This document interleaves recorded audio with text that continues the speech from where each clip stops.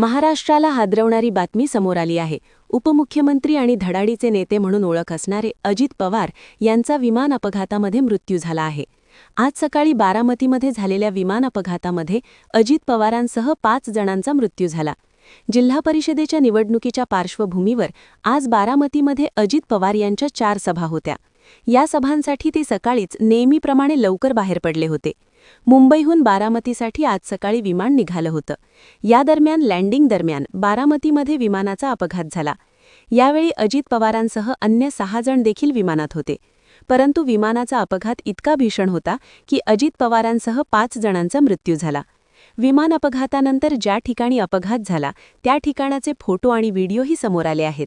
यामध्ये कुणाच्या हाताचा तुकडा तर कुणाचा पायाचा तुकडा उडाल्याचे दिसले, तर विमान पूर्णपणे जळून खाक झाले होते. अपघातानंतर आजूबाजूला राहणारे गावकरीही घटनास्थळी पोहोचले. यावेळी अनेकांना परिस्थिती पाहून रडूही कोसळले. उपमुख्यमंत्री अजित पवार यांचं अपघातग्रस्त विमान बोम्बार्डियर कंपनीचं लिअरजेट 45 जातीचं विमान होतं. या जातीच्या विमानाचे आत्तापर्यंत जगभरात 6 अपघात झालेत. त्यातील 4 अपघात जीवघेणे होते. 2 अपघातात विमान अनियंत्रित झालं होतं. अजितदादांच्या विमानाच्या अपघातात देखील ते अनियंत्रितच झालं. हे कमाल ताशी 858 किलोमीटर वेगानं उडू शकणारं विमान आहे. ते 51,000 फूट उंचीवरही उडू शकतं. याआधी 2003 मध्ये सततच्या बिघाडामुळे लिअरजेट 45 विमानाची उड्डाणं बंद होती.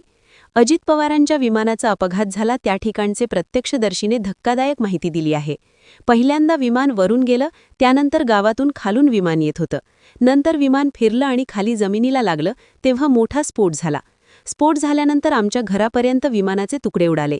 विमान जागेवर फिरलं आणि लगेच स्फोट झाला, असे एका महिला प्रत्यक्षदर्शीने सांगितलं.